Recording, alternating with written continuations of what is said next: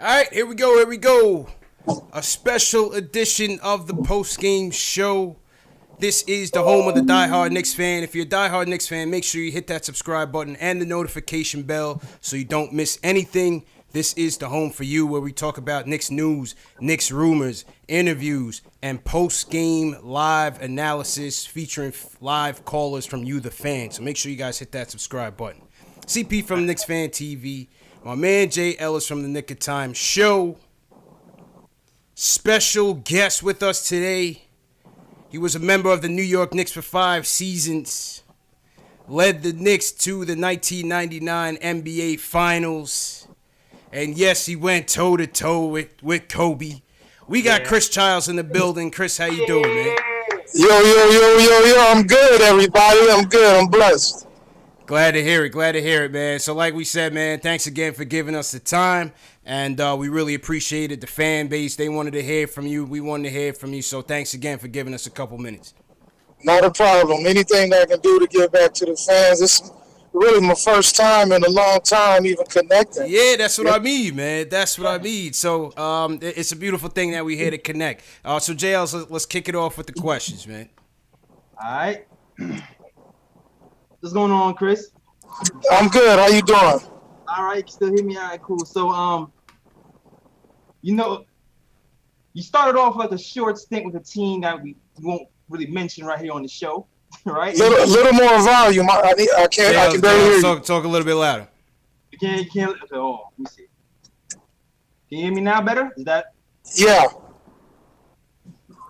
All right, man. So you started off undrafted, and you had a successful stint with a team that we will not mention before you got to the Knicks, and you were very successful there. So I just would like to know, how did you deal with battling with injuries when you first got to the Knicks? And like battling for minutes with Charlie Ward trying to get into that starting lineup, especially after having a successful stint with the previous team. Well, the thing is, when I got to New York, after leaving Jersey, I had a talk with Ernie Grunfeld when they came after me during free agency. And, he told me that the position wasn't promised, but in my mind, I've waited 5 years and then, in the CBA and then another couple years in Jersey to hear my name called in Madison Square Garden. That was like a dream come true. Even though I came from the West Coast, I was always a Clyde Frazier fan. Hey. So when I found out that I was going to New York and was playing in the Mecca, it was my job. I was going after it. Regardless of who else was there, I have a lot of respect for Charlie and all the other guys, but I was coming to get that spot. Oh, of course. That's what you come to do. Now, did you guys play one-on-one a lot, you and Charlie? Well, we had times where, after practice, guys were playing one-on-one, but Charlie and I, at the time when I first got to New York, after leaving Jersey, I was a scorer. And Charlie was, a playmaker at the time, setting up the offense and stuff. And so I had to, change my game up to complement everybody else. So I sacrificed, my scoring and stuff because all I wanted to do was win. And Charlie was the same way. So what you're saying is you beat Charlie one-on-one. I beat all of them one-on-one, to be honest. It didn't matter who you lined up. John, Spree, any of them. They all can get it. Facts. Now, Chris, man, 99 was a special season. It was certainly a Cinderella run that was captivated by so many special moments. So I just want to go through a couple of these moments and just give me a take on, what was the play and what was the reaction by you and the guys in the locker room. Let's start with Allen Houston, Game 5 of the 99 first round against our hated Miami Heat. We down by 1 with 4 seconds left. Draw up the play, man. What exactly happened? Man, we run that play. It's like a diamond. You got a guy at the bottom, a guy at the top, and 2 on the wing, the guy taking it out. And we ran that play 100 times. And usually it gets Allen a jump shot. But Miami knew us so well that as soon as Allen caught the ball, they jumped out at it. And Allen, being the player he was and is, went to the basket, which he hardly ever did. Yeah, true. Yeah. So kudos to him for realizing that they were jumping out. And, man, it seemed like the same shot that Kawhi hit in that series, that's what Allen shot did. It bounced and went in. And the jubilation that after a hard-fought series, it's hard to even describe, man. We were just glad to get by those guys because we hated them. Yep. I hated them too, man. That series really brought the emotions out of the fan base. That was the play. I remember exactly where I was, what time of day, a Sunday. I mean, I remember everything about that game and how it all went down. You know, and there's nothing wrong with hating the team. I mean, why would you go and play a sport and you like the people, then you're not going to give your all? Facts. They disliked us, we disliked them, and that was good for basketball. Yeah.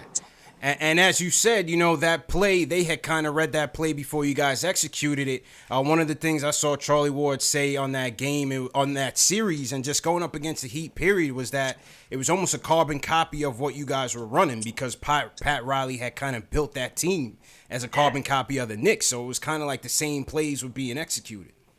Absolutely. And it was just a matter of who wanted it more, who's going to imply their will the most. And I mean, we battled, and I have respect for them, but I don't like them either. You know, that's just the way it is. I respect, as a man, I got to respect what they brought to the table. But as a player, I couldn't stand them. I still can't stand him, man. Still can't stand him to this day. I can't believe that. Yo, I'm sorry. I'm telling you, man. I even had trouble even rooting for D Wade. As great as a player as he was, man, I had trouble rooting for that Miami Heat team, man. As great as a player as he was.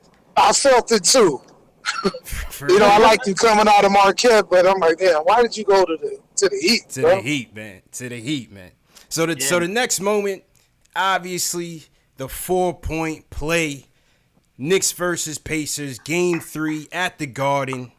Down by 3 with 11 seconds left. Draw up the play for us, Chris.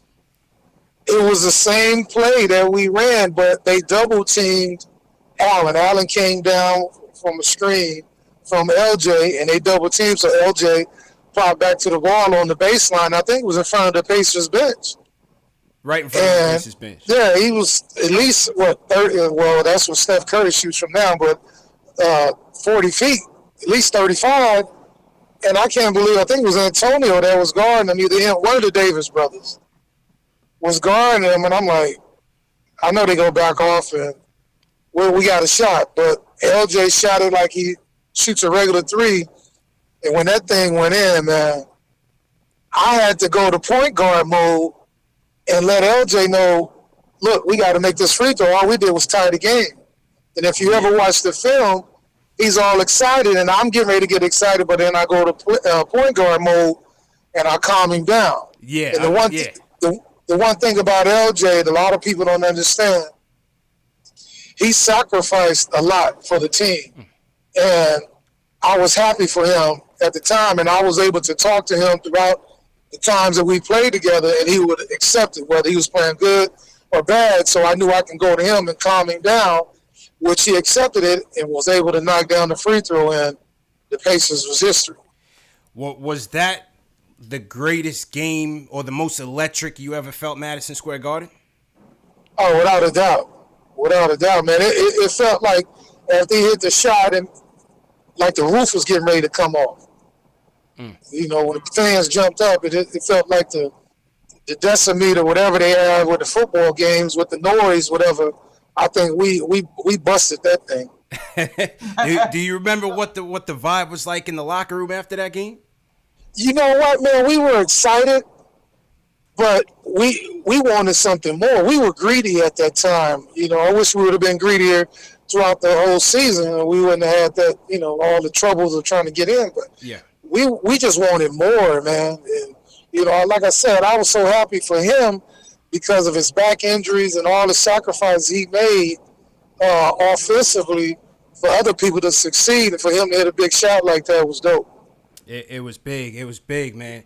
But, you know, on top of 99 being a historic season, it really didn't start out that way. I mean, you guys were really up against the odds from the jump. I mean, we had the lockout shortened season. We had two major trades, two major pillars of that team of the 90s Knicks were gone. We traded John Starks for Latrell Sprewell. We also traded Charles Oakley for Marcus Camby. The lockout prevented you guys from really trying to get together in training camp in a more formal, organized way. You started the season off. Injuries took a toll on some guys, Patrick Ewing, Latrell Sprewell, and you didn't really find your groove. What was it that really turned things around and kind of pushed you guys into the playoffs? I think towards the last part of the season, I think the last, I kind of remember, I think it was 20 games or 16. And all we said was one game at a time, give ourselves a chance because we can catch who was in front of us. I'm not sure if it was Detroit or somebody. And we got a little healthier, and then collectively we're able to finally, put our egos aside and everybody say, you know what, we don't care who leads us in scoring, who leads in rebounds.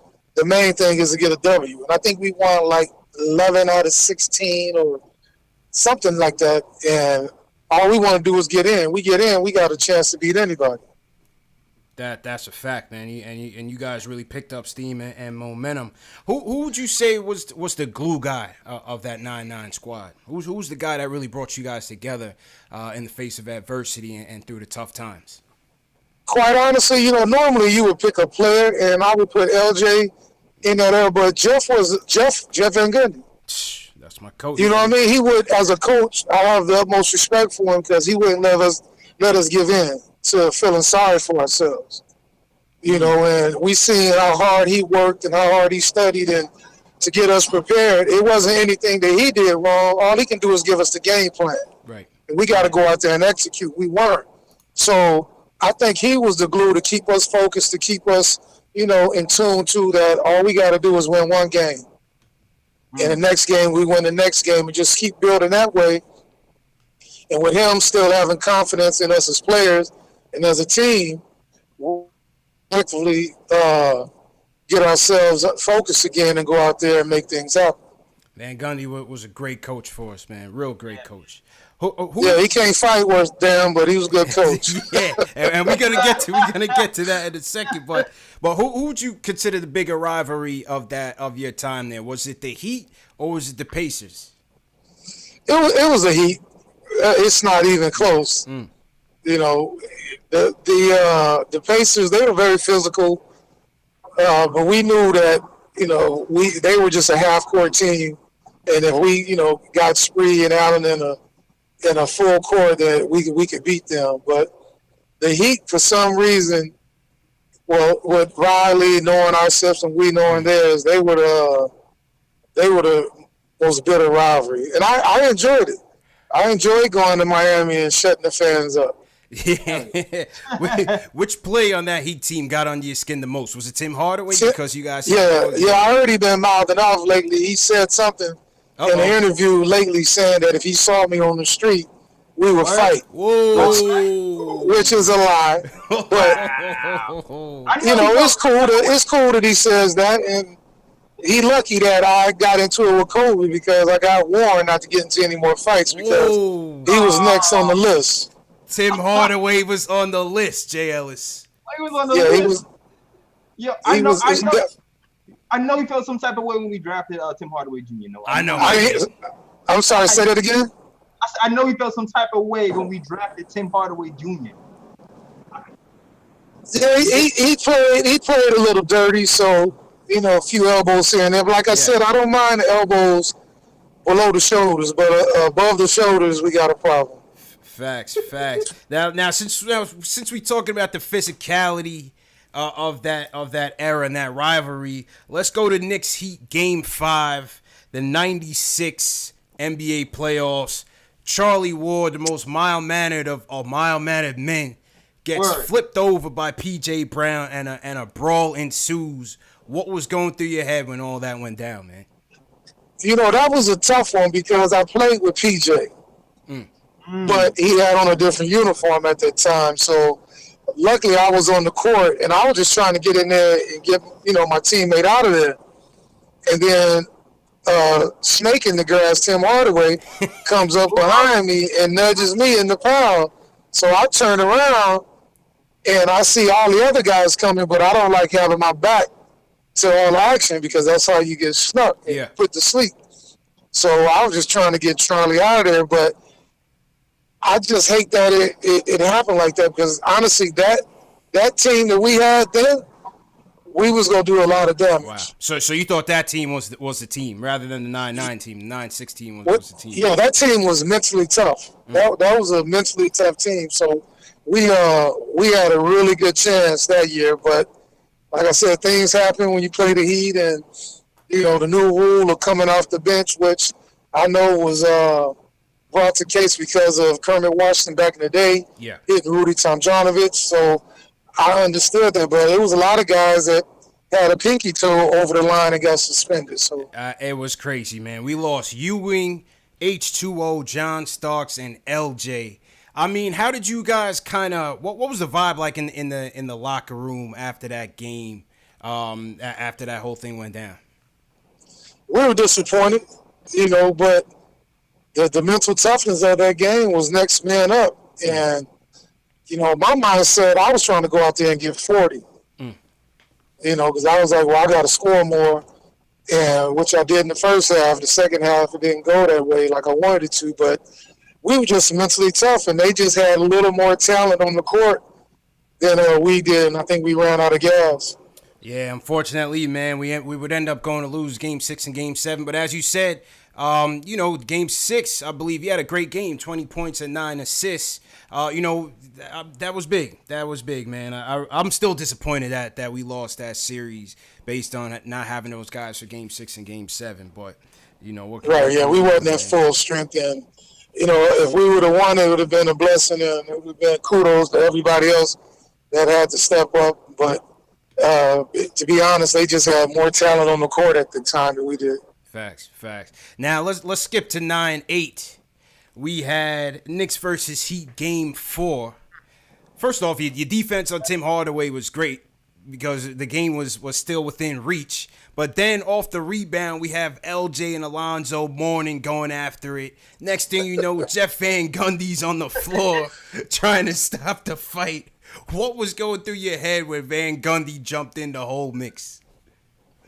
First, when I first saw, and LJ was, he was a Golden Glove back in the day, so I don't know what happened at that time when him and Alonzo were slap boxing because, they didn't really get into it. But I saw Jeff come off the bench, and I was like, oh, man. And then he slid down like he fell off a horse in the Kentucky Derby. And so all I saw him down there holding his leg, so I was like, I got to get him up out of there before he gets hurt. And I just went ahead first to, snatch him out of there. And, that was just part of it. It's not like that anymore. Yeah. Like, we really did not like each other. I mean, literally, it could have been like the old movie Slapshot when the puck went down and they just start fighting. Just start brawling. Just start going at it. I mean, I know a lot of guys wanted to do that. I did, at times. But it was just that type of rivalry. And that particular game, I knew something was going on because a couple times down the court, LJ posting up, Alonzo posting up, it was some elbows through. So I think, I'm not 100% sure, but I think LJ said something to the ref to the effect that, listen, you got to control this. And the ref didn't respond. So I kind of figured that something might, go left. And it did. That's crazy. And the crazy thing is, Jay Ellis, is that after the game, the Knicks still huddled up for a team prayer. like it was nothing, man. You gotta pray after that. Pray after that. Pray that we don't knock them out. Pray that you don't knock them out, man. Absolutely. Yeah, we stayed doing that. Charlie implemented a lot of that, and a lot of guys, enjoy the spiritual part of the game of basketball and still giving glory to the man above, and it kept you humbled, and you were able to calm down once you did that. If you didn't pray after a battle like that, you might go to the bus looking for the player to finish what was started. True. That was always a good thing. True indeed, man. All right, let's get to the one. A lot of the fans, they were like, make sure you ask him about Kobe. Yeah. What happened here? We're creeping up on the 20th anniversary of this altercation. First and foremost, what happened? Well, we ended up getting cross-matched. Allen was guarding him, but Allen took a shot, and so my job as a point guard is to get back. So I end up with Kobe. So we're running, down the paint. He popped me with an elbow. I'm like, okay, that's how it's going to play. So we end up going back down the other end, come back down again. He popped me again. So I look at the ref. I know the ref name to this day, Monty McCutcheon. Oh, I said, Monty, you go do this, because I knew Monty in the CBA. okay. So I called him by his first name. I said, you go take care of this. And he shrugged his shoulders like, what you want me to do? So I was like, okay, I'll take care of it. So we go around the pick. He popped me again. And so I push him. Kobe's 6'6". I was only 6'3". So he walked up on me. I had to, nudge him with the head just to get some distance. And he threw another little chicken elbow that missed. And at that time, I had enough. And I was like, okay, I don't want to knock him out. Because if I knocked him out, I'd still be suspended. I just wanted to pop him. Right. To let him know. How you had a little brother and you like, hey, man, take this with you. Just a wake-up call. Just a chin check. Yeah. You know what I mean? Yeah, just a chin check. Don't think it's soft over here. Yeah. And so now he gets it. But I think I helped him. Because after that, he started lifting weights and doing Sprite commercials. He was motivated. He was motivated after that one, man. Yeah, I seen him get into it with Mike and Reggie and stuff. I'm like, okay, I had a imprint on his toughness. I remember that, man. I remember that. JL, the funniest thing about it is when Kobe hits him with the forearm, you could see Chris like, what? And then catch him with the bop, bop. then you got Shaq and Patrick getting into it a little bit. And one thing about Patrick, even though he never really threw hands like that back in the day, every skirmish of his career, he was always involved. Like, he was always in the mix. You know what I mean? Yeah. Then you got Spike standing up. He the only one standing up in the crowd. You could make Spike out from a mile away. That was crazy. The orange, he got on the orange, neon orange or whatever. Yeah. But Patrick, that's that Georgetown mentality. That's our guy, man. That's that Georgetown mentality, because I remember a buddy of mine, Mark Tillman, played for Georgetown, and he was telling me about the Georgetown mentality. So Patrick brought that to the Knicks, and he was always a protector. Oak, same way. So we, it was just one of those things, spur of the moment. I didn't go into it thinking I was going to do that, but I had just got fed up and had enough, and the young fella tried the wrong guy that day. Chris Childs putting the GOATs to the test. And the last one, from the physicality standpoint, a lot of people forgot that you and MJ got into it. What happened with that, man? Yeah, MJ was, a lot of people didn't see it, but MJ was dirty. Yeah. He'll grab his shorts. Like I said, I'm okay with anything below the shoulders, but if you watch the film, he bowled me in the back of my head. And on a rebound, then he lied and said that I decked him earlier in the game. That's completely false. He lied about that. But when he ran after me, I'm getting ready to square up, because I'm like, you ain't gonna hit me first. I'm gonna hit first. Facts. And that's why I threw the ball at him. But that's one that I wish that I would have took off on him. I really do. And then we end up. We never squashed it, but we end up seeing each other and playing golf years later in Miami. When Oak would come down, we hooked up and played golf, and we didn't even talk about that because I was still in same mode of, you get out of line, we're going to fight on this golf course. Even on the links. Even on the links, you can still get it, man. There's some Caddyshack out there. All right, JL, let's get to the Spurs. Oh, man, I have a feeling I already know where you're gonna go with this, but what was your feeling going to the finals against the Spurs with no Ewing and no LJ? The Spurs was tough, man, because we had lost Pat, and we came in. We had Marcus Camby, and LJ was real banged up. I was banged up, and those guys were just, you have to give it to them. They were too big. They were playing volleyball up there, tapping it back and forth. So it was a tough series, a tough matchup for us because we lost one of our bigs, and they killed us on the boards. I don't think we ever got our footing and recovered after game one. We ended up getting a game, but it just wasn't meant to be. I don't like making excuses. We had to go with the guys we had, but we definitely were undermanned, and they were a better team. Yeah, man, I can imagine it would be a whole different ball game if Captain was there with LJ, especially considering the series that LJ had. I'm sorry, I can't hear you. You can't, Dad, you still can. I said I would imagine that the game would have gone completely differently if the Captain and LJ. Yeah, if we had you and an LJ, maybe the series would have went a little bit differently. Yeah, I like Patrick being there, and that had we could have moved LJ to the 3, played Marcus at the 4, and Patrick at the 5 to compete with their lineup because LJ could have guarded Sean Elliott, and then we'd have probably put Camby on Dave and Patrick on Tim, so we'd had a better matchup. And then we could have went big and had Allen Sprewell at the 1, Allen at the 2. I could have came off the bench. Charlie could have came. It just changed up the lineup to complement, the bigs. That we would have had a better combination to deal with their size. Did you feel like that would be the last time you went to the finals? Did you feel that like that would have been the last time you guys would have went to the finals? I didn't think it would have been because I think having those guys on the team for a full training camp and getting back, but they decided to go another route, and that was that last run. Hopefully they can bounce back and get some guys in there that are willing to sacrifice their own personal goals for the team goal. Just go out there and battle and compete, man. I know there's different, the rules are different, but it doesn't mean you can't go out there and touch someone. Yeah. Now I feel. So how long did it take you to get over that loss? Do you still think about it, or how long does it what? How long did it take for you to get over that championship loss to the Spurs? You know what? I'm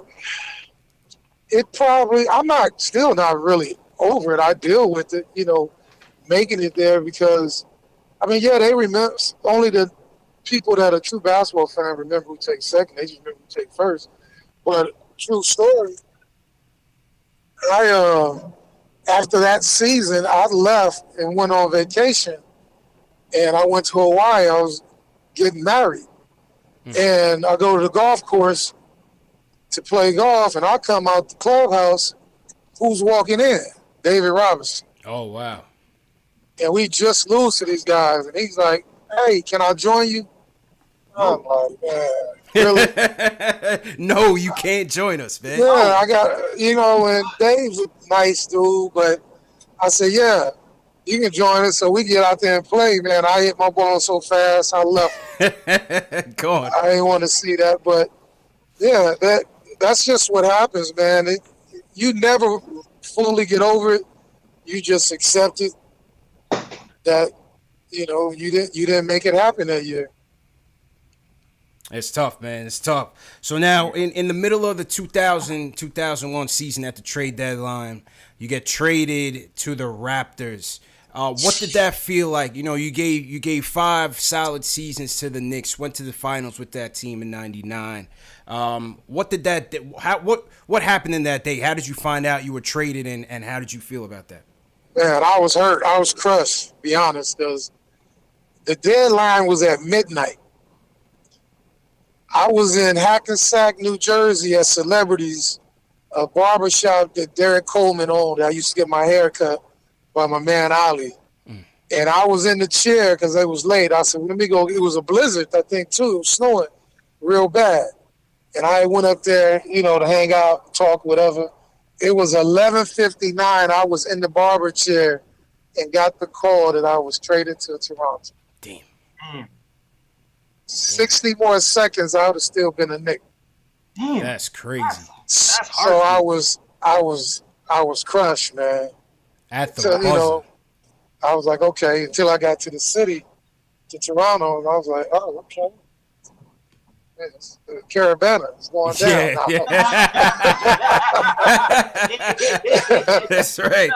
That's right, man. The Caravana vibes is always good, man. Yeah, shout out to T.O.T. Dot. Yeah, Of they're course. doing things there. Of course. But I'm a Knick, man, Yeah. and then we end up having to play those guys. Right. And so I had mixed emotions about that, but I'm on a different team now, so I got to give them the blues. But it was hard seeing those guys on that bench, seeing them shoot around because they shoot around and we come in, so we cross paths and give the hugs and handshakes and whatnot. So, but Oak was like, man, we ain't shaking nobody's hand, man. We ain't, we ain't doing none of that. So, Oak, I shook a few hands, man. Don't be mad. I'll talk to you tomorrow. Oh man, that's crazy, man. Who would you say was the top 3 point guards? You face it, there was a lot of solid point guards, a lot of Hall of Fame point guards in the 90s. You had John Stockton, you had the Glove, Gary Payton, the Hardaways, Tim Hardaway, Penny Hardaway, you had Jason Kidd. I mean, you even had guys like Terrell Brandon, who was a nice player. In his man. Prime. Who would you say is your top 3, the toughest that you ever had to face? That's very hard to say, man. But let me give a shout out to Gary Payton. We getting ready to be in-laws. My son is getting ready to marry his daughter. Oh, get out of here! Oh, wow, that's crazy. Yeah. Nice. So that's my brother, my in-law. So shout out, Gary. You in the top 4. I can't. Yeah, you in the top 3. But anyway, that has to be the gulliest grandfathers ever. Yeah, right. Yeah. So we both 50. So we go play some half court 1-on-1. Okay. But man, people don't give him that credit, man. You AI, but AI was a 1 and a 2. Yeah. So, but like you said, Terrell Brandon was tough, man, because he had the herky-jerky style. My boy Rod Strickland was the truth. Rod, true. He was the truth. John Stockton wasn't like a difficult guard to guard because it was pick and roll. You needed help. Kevin Johnson was a monster. KJ. Back in the day, and I was able to play against Magic at the end of his career.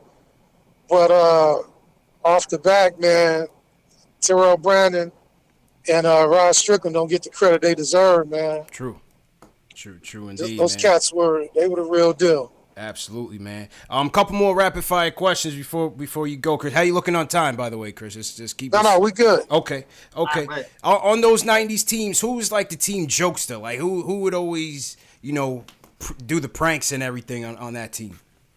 Probably me. I was a comedian. Then we had the end of my stint in New York, Rick Brunson. Okay. He was a clown, but it was mostly me.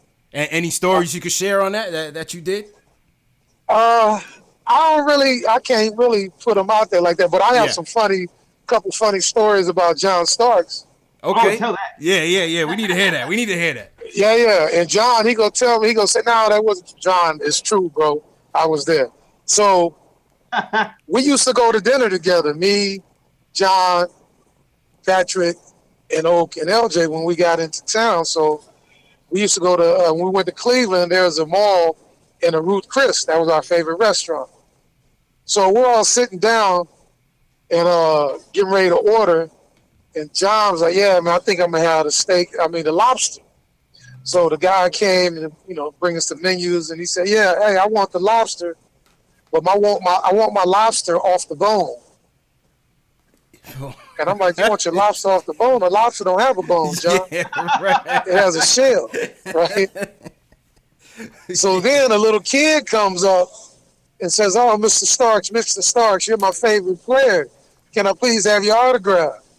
John's like, yeah, kid, no problem. I'll give you your autograph, give me a pen. He was like, what's your name? He said, my name is Mark, and I spell it with a C. So John spelled his name C-A-R-K, Clark, instead of M-A-R-C. So just off the dome, those are two of the ones that really stand out. That's funny, man. And we hoping to get John on the show, so we definitely gonna bring that up with him too. Yeah, bring it up to him, but he go deny it. But I promise you, I didn't make that up. It's definitely true. Absolutely, man. Who was the best trash talker on that team? I would have to think you and John would have to be up there. But who was the best Yeah, trash me, talker? John. Well, you know Oak. Yeah, Oak of course. Yeah. Oak talked a lot of trash. LJ didn't really talk a lot of trash unless it was brought to him. But probably me, Starks, and Oak. Okay. And Herb Williams used to talk trash in practice. What? Okay. You're lying. Yeah, Herb. We call Herb School. School used to talk a lot of trash in practice. That's funny, man. Talk about, man, if y'all didn't get y'all sleep last night, y'all went out. Y'all better not guard me. That boy Herb was a long tenured Knick, man, even after his playing days. Shout out to Herb, man. I bumped into Herb in Atlanta. Guy. Yeah, real nice guy, man. I bumped into him in Atlanta maybe a couple years back, and he was just chilling. So shout out. Yeah, he's solid guy. One of the most humble guys that ever played the game, man. He's a friend. We golfed a lot. That's what's up, man. So let's take it to present day as we round out this interview. We talked a lot about the old guys, a lot of our heroes. Obviously, you are aware of the Oakley situation that happened at MSG. Real black eye for the organization.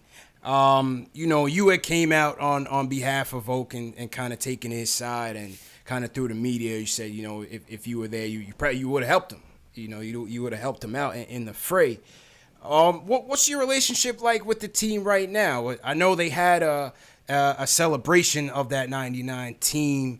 Yeah. Were you called? Were you not called? Like what happened with that? Honestly, I have no idea why they didn't call. It was some rumbles that a few guys were saying that I asked for something, which I didn't because I had no idea. I think it had a lot to do with me coming out in support of Oakley. I'm the type of guy, whether it's my kids, my friends, my teammates, I'm with you, good, bad, or indifferent. You know what I'm saying? Right, wrong, or indifferent, doesn't matter. I'm your teammate.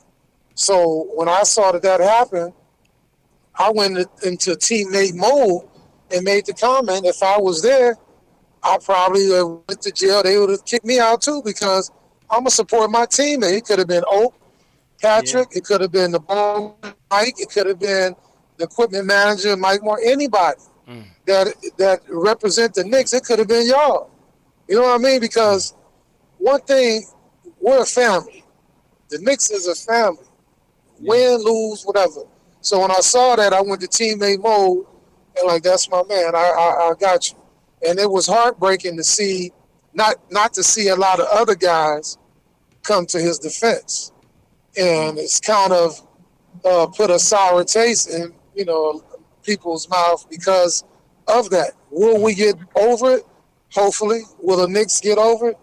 I truly hope so because Oak has done so much for the team and the city. He was the heart and soul of every team he's ever played for.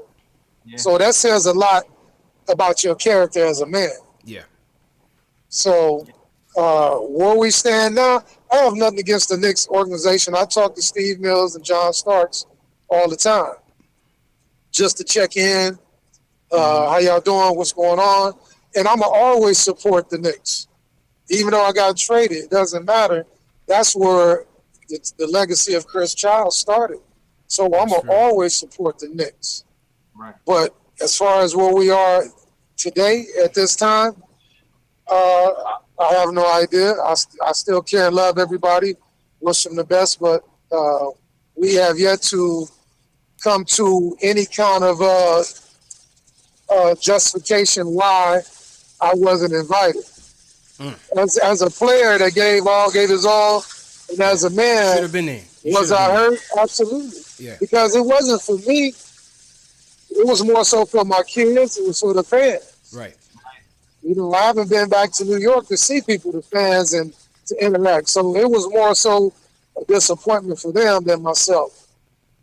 True indeed, man, and you definitely deserve your ovation, your flowers from the Garden faithful. Hopefully, today's show will bring us closer to that moment, and hopefully, one of these days, the relationship will be repaired and restored, man, because we definitely I'll don't come. want to see I'll come to a game anyway, and I'll bring my own flowers. I hear that. I hear that, man. What do you think about the current roster and the direction of the team now? It seems like after you were traded, after the captain was traded, I mean, things have gone downhill since. We only have 5 winning seasons since that time. It's been a tough haul. What do you think about the direction that the team is going in the current roster? Well, I think they're going in the right direction. I think the coaches they brought in, he has that mentality to get the guys to understand their rules and to come together collectively as a group. I have no idea what happened with the Porzingis situation. I still am like boggled how he was let go. But the kid that they got from Duke, he reminds me a little bit of Walter Berry. He don't have a scoring mentality of a Walter Berry, but he has a little bit of his game. It might be because he's left-handed or whatnot, but I think that's going in the right direction. I like Knox's game. Okay. I think he needs to, mix it up, not just be a three-point shooter, but, a driver, a creator, and things of that nature. And I saw a few guys in the summer league that look like they can, play. And then all Smith has to do is start studying the point guard position because he's more of a combo guard and a scorer, and that's fine. But he plays like Stevie Franchise, too. Yeah, that was my comparison of Dennis Smith Jr. Steve Francis, for sure. They play the same, and Stevie was a combo guard, and they play similar styles. But if Stevie would have studied the point guard position of how to be a point guard, how to direct and get people in position, because you can always get your points as a point guard because you have the ball. But get your other guys involved early so they'll have confidence late in the game when you need them in the fourth quarter. So once he understands that, I mean, his greatness is up to him because he's an excellent player. That's interesting. It's going to be a big year for Dennis Smith Jr., man, going into his third Yeah, year. he got to step up. He has to step up and take control because everybody can't play in New York, man. Because I remember, man, I hit a winning bucket one week and missed one the next week. They booed me for a month. But I was cool with that because I wasn't playing good enough, so I deserved to be booed. Right. Keep you on your toes, I'll man. take it as it comes. Keep you on your toes. That's how the Garden faithful is, man. Hopefully we can get back to those days, and I hope we can protect home court, man. That's one of the things, and I'm sure that has to irk you too, Chris, is the fact that no matter who we get, you have guys that always come in and they say, we want to be the 90's Knicks, we want to bring the physicality, we want to be tough, we want to protect home court, and then we just come in and it's like the guys that come into the Garden to play us, they have no respect for us. They have no, fear of us. They just want to come in and get their highlights so that they can be on Instagram and this, that, and the third. How you feel about that? See, the era is different. Guys are too nice. Like, Yeah. I remember when I first got there and I played Mike, and I said, I can curse. Can I say damn? Yeah, good. Okay, I'll be damned if he get 55 on me. I'll foul out before you get 55. That's just the mentality that guys have to have. No easy buckets, man. No, Exactly. protect home court. They have to have the mentality not in our house. When guys come in there and get cheered more than the home team, there's a problem. Right. So the fans are like, well, we going to cheer for the ones that's playing the hardest. When LeBron coming in there and Curry, I know Curry, I've known him since he was 5 or 6 when I was playing in Toronto with his dad, Dale. You guys can't come in here putting on a show. Yeah. That ain't happening. You can go to a show on Broadway, right. but you can't put on a show in the Garden. Thank you, man. Thank you. That's just that has to be the mentality. So hopefully, coach and everybody can bring that back. But I also think they should bring back some of the, players that played and put them on the staff so they can show them and educate them on the way the game is played.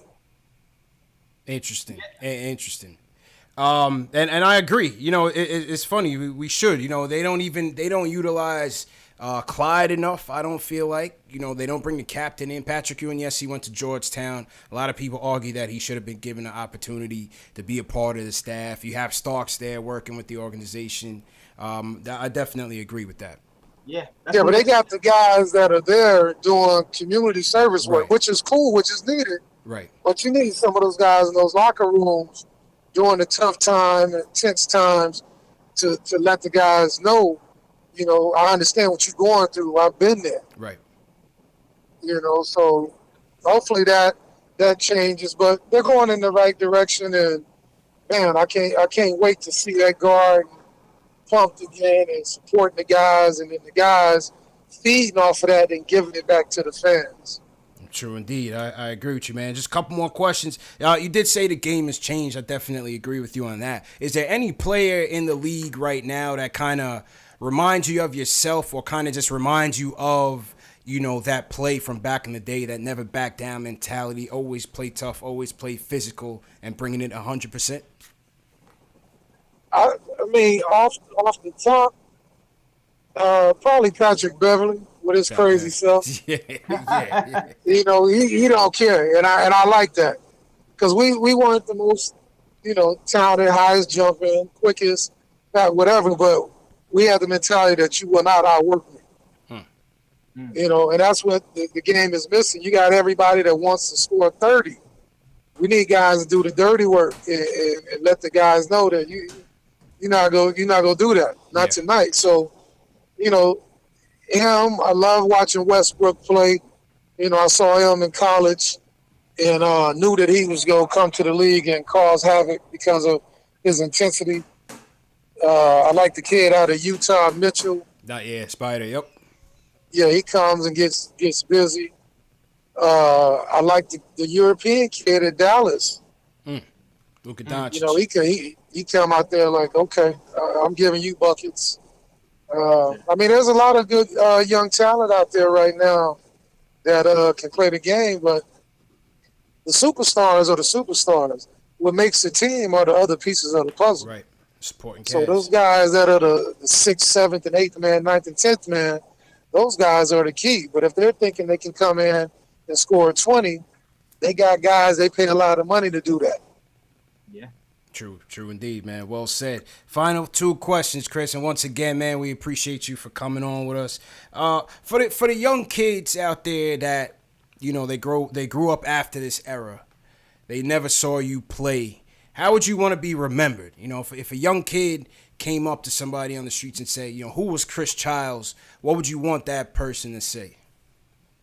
That he was a guy that persevered through a lot of ups and downs, through coming through the CBA. But when he got to the league, he left it on the floor every night. You didn't get cheated when you came to see him play. That's all that matters. My peers knew what I brought to the table every night. You know, I remember Chauncey Billups telling me, man, I was hurt. He said, man, I wish you were playing tonight because you pushed me. You know, as a player, that's all you know, care about and want to hear. You know, especially a guy like myself, because that's what I prided myself on. I didn't cheat you in practice. I didn't cheat you into the game. I earned my check every night. And I gave the fans what they came to see. They paid their tickets to watch guys that are professionals leave it out there on the floor. So that's all I ever want to be remembered as. Well said, man. Well said. And finally, what's your message to the fans out there? What's Chris Childs' message to the fans? My message to the fans, NBA fans, New York fans, is just continue to support these guys. It's not easy. Knicks fans, you guys have been beyond patient with guys that played before, the guys that are playing now. Continue to support. To the players that's playing now, don't cheat the fans. They're the ones that make us who we are. And I love each and every one of y'all. And I appreciate you guys doing what you're doing. We need more of this, you know, because there's so much negativity out in the world. All I'm about is positivity these days. But if they get out of line, these things are still licensed to give you the business.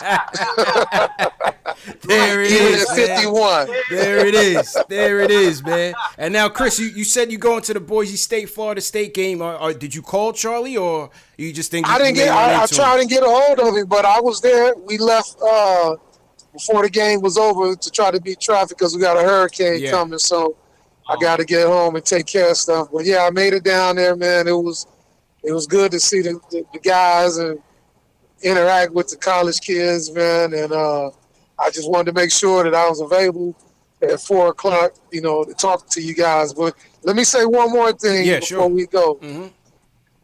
Carmelo Anthony should be in the league, man. I was going to ask you that in the interest of time, but yeah, go ahead. What's your thoughts on Melo not being in the league right now? It's sad, man, that out of all the players in the league, that he's not good enough to be on the roster. Carmelo's done a lot for the game of basketball. He can still go out there and give you 20. Give him a shot. You can't go wrong. He knows how to play the game. He's a veteran. They say that he's blackballed or whatever. I don't know, but I know there's something going on that he's not in the league. He didn't fit. I don't think Houston gave him a fair shake when he was there, because, a lot of times you think guys are your friend, but there's guys out there that want your position too. So be careful of who you think are your friends when you play in this game, because every roster spot is open towards the end of your career. So if D-Wade can play and finish up at Miami, Knicks, bring him back. Give him his curtain call, because he deserves it, man. And I think he'll do a lot for the younger guys too, because now he's willing to teach. And I think Knox a benefit for having Carmelo there. Interesting. We definitely agree with you on that, man. Carmelo should definitely be back in the league. I don't know what it is, but hopefully he'll be able to take his curtain call, whether it's with I like to see him with a contender. I like to see him try to get a ring. I'm not sure what's taking LeBron so long to pick up the phone, but hopefully it works out. Like I said, friends and whatnot, and we don't know which way that organization is going, who's doing what. Magic left. Genie, the other new GM they brought in, and then LeBron. LeBron has a lot of say with every team he plays for. So I don't know. Hopefully they get him down there because he definitely deserves to be in the league, and I don't think he's being treated fairly at all. Facts, man. I agree with you, man. Well, Chris, hopefully we could do this again. Make sure you catch the replay when you get home. We had a real dope setup here for you. The fan base is in here commenting. We took a trip down memory lane. It was something, you gave us a lot of memories that we'll never forget, man. Obviously, we never accomplished our goals all the way. But as you said, you left it all out there on the line. You gave us our money's worth and blood, sweat, and tears, man. You gave it all to the Knicks and to the Knicks fan base. So like I said, man, we definitely appreciate it. Hey, my pleasure, man. Anytime if there's anything you guys need from me in the future, don't hesitate to reach out and get John on there so he can try to lie about that story. yeah, we're going to try, man. I got facts. You don't want me to pull out the receipt. We're going to try, man. Chris, enjoy the weekend. Drive safely back home and be safe in the hurricane, man. All right, fellas. Blessings, man. Bless up, man. Thanks again, man. All right. One love. Oh, man. Wow, that was so good. Give it up for Chris Childs, man. Give it up for Chris Childs, man. Everybody in the chat, put a number 1 up for Chris Childs, man. Please. Come on, man. I just want my mic working. Yeah, man. I had to. It's all good, man. I know you had to take over. My mic's not working. Yeah. Come on, man. Come on. Put a 1 up for Chris Childs, man. Oh, man. That was the great interview, man. Great interview, man. That was really good. That was really good. I love how. Can y'all hear me? Yeah, I think everybody can hear you. It's just we'll work on it. We'll work on it, man. Right. Like everything else, man. We'll work on it. All right. We'll work on it, man. Y'all just like how genuine and real he was. Yeah. And I feel like his spirit is still in that 90's. I don't give a attitude, but I'm still gonna rock with you to the wheels fall off, man. I love that energy, man. I love it. I loved it, man. I loved it. I mean, yo, he dropped some gems, man. Some gems. God, I so mean, much. yo, I wrote down so much, man. LJ. He said LJ was the glue guy. He said LJ sacrificed a lot. He had a lot to say about Jeff Van Gundy, really helping the guys turn it around in the 99 season. Tim Hardaway. He said Tim could have caught the 1-2s a couple times. He said he spared him, J. Ellis. He spared him. Spared your life. He spared Tim Only Hardaway. because he caught a case before and he didn't want to catch another one. Facts. Oh man, that was great. Against MJ, he said when he went up against MJ, he said he saw him again on the court with Oak on the links on the golf course with Oak. He said, "Don't get it confused, man. You can still get it, man. You never got over that game, bro." Still got it, man. He said he called him a liar too. He's like, he lied. Yeah, he did. And you know what the funny thing is? He didn't mention it, but MJ put his finger in his face, man. So that could have got real ugly. So now I see why he really wanted to go after him. Yeah, and I'm surprised because even when he was talking about the Kobe incident, he said, "I just want to tap him." So he purposely aimed for his neck, CP. Yeah, purposely. Purposely for his neck, so he didn't. He spared him. This is what it takes to just hit the neck, 1-2, get out of there. And if you look at the video, he looked like a trained killer. Like the way he squared up, feet step planted on the ground, 1-2, bob weave. Yeah. I was like, yeah, that's not. He was in the pocket. He was in the pocket. Yeah, he was in the pocket. Yeah. Yeah, that wasn't his first time. Man. It wasn't his first rodeo. That was a seasoned vet. Yeah. Punching him twice in the neck. Right in the pocket, man. He had Shaq right behind him. Didn't even phase him. It's like, hey, Shaq don't want this work. Didn't even phase him. Shaq don't want this work. Pat Wow. Wow. What a interview, man. He likes RJ. He has some good things to say about Knox. He says he needs to mix it up a little bit. Yeah. On the Melo front, he thinks Melo could help Knox, which was interesting. He thinks he wants to see Melo back on the Knicks. Seemed like that's how he was angling it. I feel you. I know Melo definitely needs to be in the league. It's still kind of crazy that he's not. Yeah. I still feel like this roster, the way it's constructed, it'll be weird to have Melo on the Knicks. Yeah. Maybe next season, hopefully it'll be a better. Who knows? Right. Who knows? Like more roles defined. You know, we're not gonna need as much help. Some guys might not be here next season. Maybe there'll be a chance for that. Yeah. Who knows? I want to see Melo though on like the Clippers or something. I gotta see Melo on a team, man. Come on, man. This is Carmelo Anthony, man. Stop it, man. We're gonna get to Melo real quick. Shout out to everybody in the chats wherever you guys are watching from. Hit that thumbs up button for you boys. Hit that thumbs up button for Chris Childs, man. That was an outstanding interview, man. Thumbs up, please. Come on, man. This is what we do it for, I man. was like, man. Come on, man. So, Couple things. No calls because I got to run to a barbecue in a little bit, but I just kind of want to wrap on this, and then we'll talk about what's next. Who you guys want to see next? Which player do we need to get next? Leave a comment in the chat. Leave a comment on this video. Who's the next player you want to see on this series? We got to start naming this series, JLs. We'll figure out a name for it. All right. Yeah. His advice to DSJ: study film, study the point guards. Work on getting others involved because you know he can get buckets. Yo, call again. Can we connect that, man? Let DSJ and Chris Childs talk Hey, well, he's got to get back into the Garden first. And he said, there was some cross communication on what happened during that 9-8, 9-9 celebration of that team. He thinks it's because of his stance on Oakley. He's probably right. He's probably right. Yeah. You know. Possibly. I mean, hopefully all that stuff gets swept under the rug eventually, man. We need to have our legends back in the Garden, man. We need Oak. We need Childs. We need everybody who's contributed to this culture, to the family, the Knicks back in the graces for the fans. For the fans, man. It's true. True indeed. And he was right, man. We got to get more of these players involved with the team. I don't understand why that hasn't happened. I know Starks, for one, did say he doesn't want any parts with coaching. He did say that. I did hear him directly from his mouth. He said that. And hopefully if we get him on the show, we'll talk to him. Chris, go ahead. Now, I will say I do like how the Knicks started to kind of bring players in last season for practices. Yeah. That was a good first step for us, like having Walton and having, Rasheed Wallace and Patrick Ewing in the beginning of the season, but it'll be cool to have somebody there like more frequently. But that was a nice first step. Absolutely. He said his message to the players: don't cheat the fans. That was real.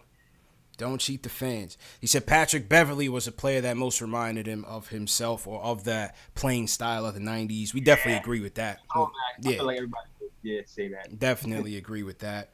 Some of the other guards he likes in the league: Luka Doncic, Spider Mitchell, Westbrook. Yep. Westbrook. Yep. He said Chauncey Billups was a player that said that he always pushed him. That was real. Chauncey, shout out to Chauncey. He was a great player. Yeah, he was a great player too. Great player, man. He was healthy. Yeah. When Staten was there. Another level easy. Would have been a different story.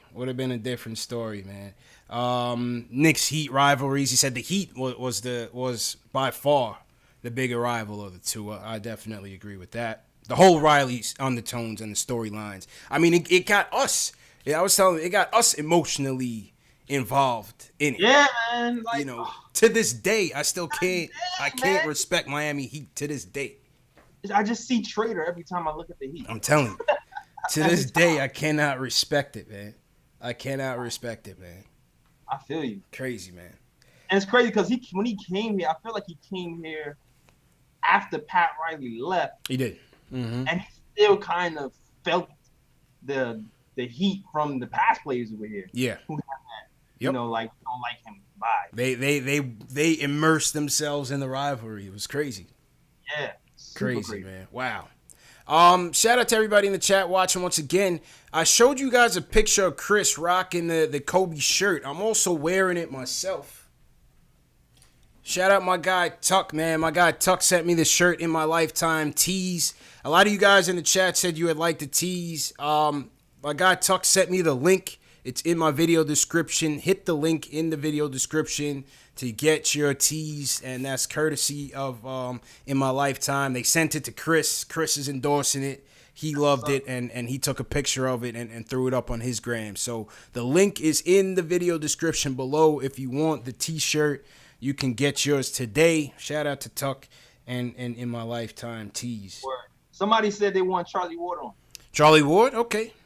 I see a lot of Starks. I did see Eddie Curry and Jerome James. They trolling me. TM, thanks for posting the link. TMs did post the link to the shirt, so appreciate that. That was great, man. I'm still buzzing off that interview, man. That was great. That was amazing. Yeah. Like, yeah, I was watching it like, wow, this is happening. Yeah. And in all fairness, bro, and to you guys watching, the original interview was intended to be a video interview. This is why I'm showing you guys the screen that we have set up. The middle screen was meant to be Chris on video, but he hit me up last night, said he was going to be traveling on the road. So you always got to adjust when you're doing these things live, like I always say. So we did it audio, and I think it came out great. I mean, you guys in the chat, let us know what you think, and let us know after this live stream goes off. Yeah, it was a good compromise. I think it was a good compromise, man. Yo, man, when you grew up a Knicks fan, like, dude, you think you was 10 years old, watching the Knicks 11, 12, that you will be like 20, 30 interviewing Chris Childs? Never thought of it in my entire life, bro. Never thought of it in my entire life, man. This is nuts. And then talking about all the past stuff that you. happened and like the in-between, the nitty-gritty details of this beef and this relationship. And that is like, what? I gotta watch this again, man. Man. I'm not gonna lie, this is weird. It's crazy. It's crazy, weird man. being a fan of your whole life, and then being in the interview, yeah. Even if your mic ain't working, it's crazy. It really is crazy. Even when I was like putting the highlights together, I'm watching all this for like it was the first time getting goosebumps. Like, I don't think I stopped smiling for the first 10 minutes of this interview when he was just recapping memories, because it was kind of like I was putting myself back in that place as a kid. Like, wow, I remember how I felt when this and this and this was going down. It was crazy, man. And it was cool. It was like, and he was so like, shout out to the Brooklyn Fire Department. Yep. That's all good luck. Yeah. That's all good luck for the day. And he was like mad real though. It was like mad. You can tell it was all from the gut. Yeah. From the heart, yo. Definitely from the heart, man. That was a solid interview, man. Once again we appreciate Chris Childs for the time. Thanks again for everybody for watching, man. This is really good. Couple things real quick. Like I said, I want to get to the calls, but I got to run to a barbecue, so I don't really have time to take the calls. Me and Jay Ellis and Terry had a solid session live from the KnicksFanTV studio in downtown New York City. We're going to put that content up for next week as we gear up for training camp. We're less than a month away from training camp.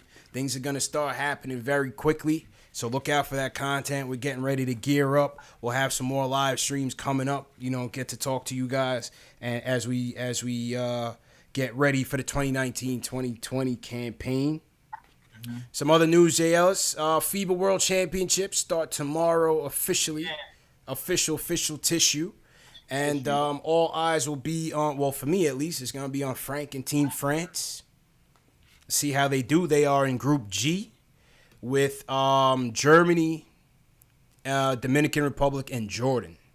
So as we know, France is coming in there with the French Prince, Nicolas Batum, Rudy Gobert, my guy from Orlando. Is that going to be on the ESPN app? I'm not sure what channel. We'll put it up. I'll put it up in the community tab. Let you guys know. Obviously, I'll have the highlights from that game as well. And, we just want to see how Frank is doing. We want to see how Frank is doing. I'm hearing that he's supposed to be starting in these games. So, Germany's going to be Dennis Schroeder is going to be playing for Germany. So that should be an interesting matchup. Obviously, Germany doesn't have Dirk anymore. But Schroeder versus Frank should be an interesting matchup. JL's any interest in the USA team? I'm not really interested. You know what it is? It's lost its luster a little bit. Yeah. Because, I was really, really interested to see if Julius Randle was still going to play like how yeah. I'll peek my head in. Everybody left, man. Everybody left, But I think the competition, having more competition in these games is not a bad thing. So I'd like to actually see them come up in close games and see them, go up against some adversity and see how they respond. Serbia's going to be a beast. I mean, they got Jokic. They got Bogdanovic. They have Boban. Serbia got a nasty squad, man. Real nasty squad. I think they're considered the favorites right now. Yeah. I don't know. I don't know. USA is going to have to fight this season. You're going to have to fight, man. Going to have to fight. In other news, we saw Melo and Julius going one-on-one in the gym. What was your reaction to these highlights, JLs? It was dope. I like the teacher Melo, man. I like it. Videos of him teaching his son the game. Yeah. And it's cool to see him doing the same for Randall. Hopefully he picks some of that scoring acumen up and he brings it this season. And I fully expect him to take advantage of everything he's learned from Melo and just build on what he's been doing with the Pelicans and with the Lakers and show us what he got this season, man. Facts. One thing, what you're noticing with Randall in these workout videos, and these workout videos, I see a lot of people always comment on the posts on my workout video posts this means nothing. They're not playing defense. Yes, Captain Obvious. We know that. But the fact remains is that, one, there's no highlights to show. There's no season. And number two is just to get hype. Just to get hype for the season, man. Show these guys working out. One thing with Randall is clear that he's working on his mid-range and beyond. Yeah. Which I think is solid. He's working on his weaknesses. Mm-hmm. He didn't shoot that many from beyond, I believe, 12 feet and beyond. So he's working on that. We saw him get his three-point percentage up from last year. Hopefully he takes another couple points up this year. Yeah. It's obvious everything has a focus to it. You haven't really seen him doing back to the basket drills. Right. Because even in the pickup games, you've seen him pulling up from three most of the time. Yeah. I think that's excellent. Man. He's really trying to round out his game. So hopefully that translates on the season. Listen, man, I'm still Team Melo. Kind of watching this kind of got me kind of sentimental too, man. It was damn. It did, man. Didn't it? Definitely did. It did. Pulled the heartstrings loose. I was like, damn, boy, how you got this guy out here training now? Yeah. He's a trainer. He's more than a trainer. It's dope that he's a trainer. They turned him into the trainer. You can still put him up. But I also appreciate that I also appreciate that he's just running with the team in general, man. Yeah, I like you know, this is what we caught on film, but I imagine that he kind of worked out with a bunch of those guys, and not just random. I agree, man. I agree. So, the melodrama continues. We'll see what happens, man. But JLs, let's get out of here. Go ahead and sign off. Oh man, I see you. Allen Houston will be the last of my favorite player. Yeah. Allen, yeah, man. So yeah, man. So shout out to shout out Chris Childs, man. Shout out Chris Childs, man. My show is on a hiatus, but we will be back in mid October, late September-ish. So stay tuned for that. It's the Nick of Time Show on SoundCloud.com/Nick of Time Show. And you can also watch the video versions of our podcast on YouTube at youtube.com/Nick of Time Show. Also merch. I was supposed to have the store set up today, but I'm hopefully be up within a few days. That's the nickoftimeshow.com. Click the store and you'll see all this beautiful merch right there in the store. You'll see that Block Ness Monster. The new store will have the updated number right there. It won't be 26, be 23. And some new RJ merch. Definitely check out for that. And also follow me on all social media. Links are in the bio, in my description. That is all. Back to you, CP. Appreciate you, my dude. Thanks a lot, Jay Ellis, man. And let me get to my screen. Here we go. Appreciate you, man. Great job, man. And hey, salute to everybody watching, man. Big thank you. Special thank you to Chris Childs for making this interview great for us. Salute to everybody watching on this Saturday. Happy Labor Day weekend to those of you in the U.S. Have a great weekend. Enjoy it. Be safe. We're ramping up. Training camp is on the way. We got some fresh content coming. May have another guest on the way. We're working on it. Let us know what you guys thought about this interview. Leave a comment in the comment section below. Big shout out Alex Collins, back from Ireland. Shout out Alex Rockman So Blue. Looks like you're new in here. Shout out Ayo Pal, Keith Sinclair, some of the regulars. CP the artist in here. Cadillac Music Group, I appreciate it. Sammy So, what's going on? KnicksFanTV Dave, thanks for your help. Great job as usual. Who else you want to shout out, JLs? Oh man, shout out, man. Much love to the chat, man. Shout out Shells. Shout out Ricardo Custer, Gil Humphreys, man. Shout out to those guys. Shout out to Gene Blue. Shout out to Multi Apples. Shout out to the whole chat. Teddy. Man, always with me out. Edward Sterling. Go ahead, man. Sorry, TM. No, go ahead. I was just going in and out like Styles P and Jadakiss. You know what I mean? TM, appreciate it. Teddy, appreciate it. Man, what a show, Jay Ellis. Garth Bolin, appreciate it. Everybody with the hashtag, leave a hashtag new if you guys are new. And we'll definitely shout you guys out. Thanks again for everybody for joining us. Man, what a day. Danny Girl back in here. What's up, Danny Girl? We see Danny's in here. Danny's in here. Alex Collins JL said, what is Labor Day anyway? It's a day to take off. It's a holiday where we don't gotta go to work. It means no work. That's why we cutting the show, man. But we'll be back, like I said, better than ever. Number one show for the fans, by the fans. Make sure you guys hit that subscribe button because this is the home for you. And we'll see you guys later, man. Have a great one. Peace.